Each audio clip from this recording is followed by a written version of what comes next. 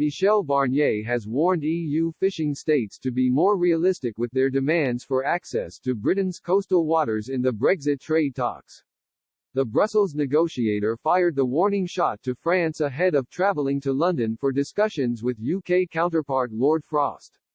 In a private meeting of EU 27 ambassadors, Mr. Barnier signalled member states had to show more realism on cuts to fishing quotas. Maintaining the status quo in UK waters will not be feasible, the Frenchman told The Room, according to a source. So the most concerned member states will need to explore room to move towards the UK in terms of quota allocation, provided the UK meets the EU on governance and state aid. Mr. Barnier ignored warnings from Downing Street to have the Brexit deal ready ahead of next week's summit of European leaders. He said the EU's heads of state and governments would take part in a stock check of the negotiations. It's not there yet. I will return to London to work on the outstanding issues, he told the ambassadors. Yesterday Boris Johnson warned the EU the UK will walk away from trade talks unless there is a breakthrough, very soon.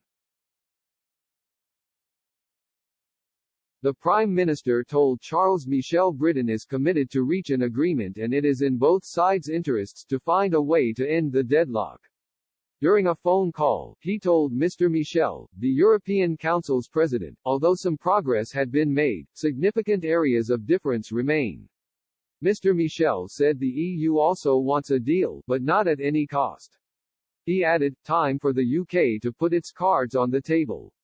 Lord Frost, the Prime Minister's lead negotiator with the EU, told members of the House of Lords fishing rights remains the most difficult issue remaining in trade talks with the bloc. He said he will advise the Prime Minister by October 15 on whether a deal looks doable.